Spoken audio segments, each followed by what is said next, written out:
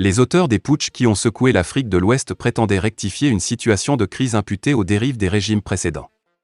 2 ans après leur arrivée au pouvoir, on est loin du compte. Mali, Burkina, Guinée. Il y a 2 ans, l'Afrique de l'Ouest, que l'on pensait suffisamment engagée sur la voie de la démocratie après de très nombreuses alternances et des élections devenues la routine, renouait subitement avec le temps des colonels et des coups d'État. Premier épisode au Mali, le 18 août 2020, avec la chute d'Ibrahim Boubacar Keïta. Le 5 septembre 2021, en Guinée, c'est le tour d'Alpha Condé.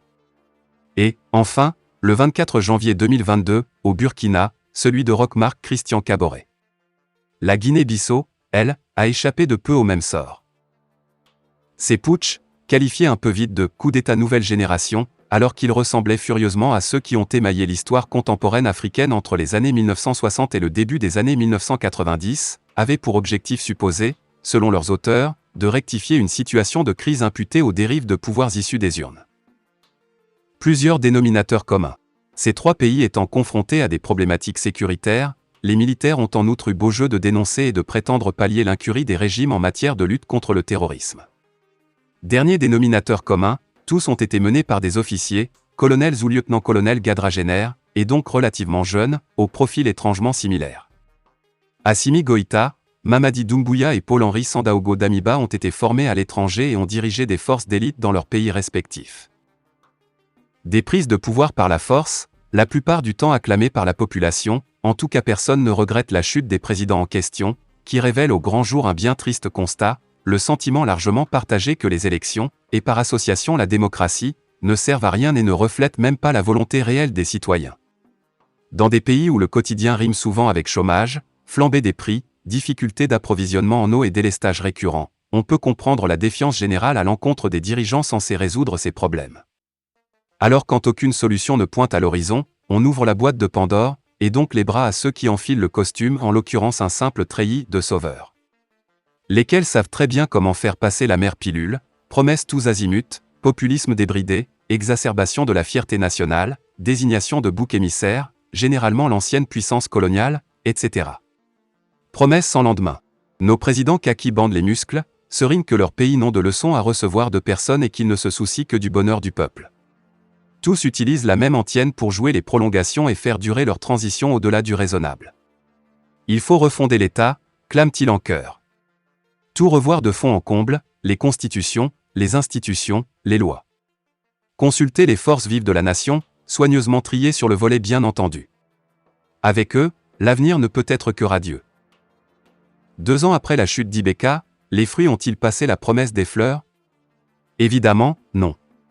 Plutôt que de lutter efficacement contre l'insécurité ou de se préoccuper de développement, les militaires se cantonnent à prolonger leur présence aux commandes des États, en prétendant engager des réformes au long cours. Primo, c'est faux. En tout cas rien ne l'atteste. Et secondo, ce n'est pas le rôle dévolu à des autorités de transition.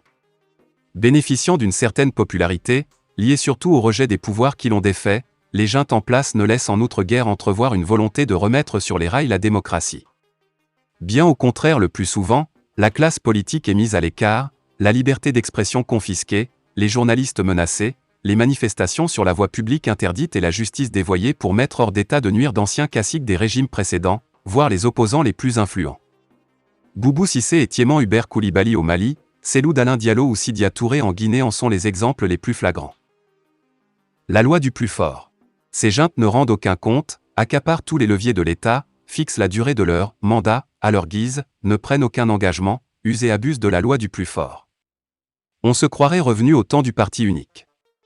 Sur le plan économique comme sur celui de la lutte contre la corruption, aucun progrès notable, pour rester poli. On devait s'y attendre, ils n'ont aucune compétence ni formation en la matière, n'ont jamais rien prouvé ni réglé dans leur pays. Puis, ils se révèlent incapables de mener à bien leur mission première, ce pourquoi ils étaient payés et ont été formés à assurer la sécurité de leur pays et combattre les djihadistes. Bref, à l'heure du bilan d'étape, il n'y a guère de raison de pavoiser. Détestable habitude, donc, des hommes en treillis sous nos latitudes, qui n'hésitent jamais à investir par la force le champ politique, prétextant à chaque fois, la main sur le cœur, vouloir sauver le pays ou ce qu'il en reste.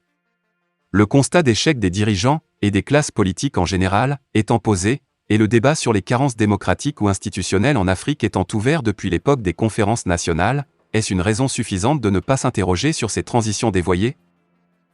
Un remède pire que le mal. Le remède n'est-il pas pire que le mal? Ceux qui applaudissent à tout rompre la chute d'un tel, prêts à lécher les godillots du nouvel homme providentiel et à se nourrir de promesses sans lendemain feraient bien d'y réfléchir à 2 fois. Et de se préparer au pire. Moussa Dadi Camara et Sekouba Konaté, Guinée, Amadou Aya Sanogo, Mali, Salou Djibo, Niger, Mohamed Ould Abdelaziz, Mauritanie, pour ne citer que, ont-ils démontré leur capacité à gouverner dans l'intérêt général, leur leadership ou leur probité?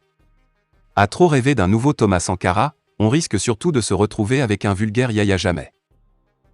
Fin de la vidéo, merci pour votre attention.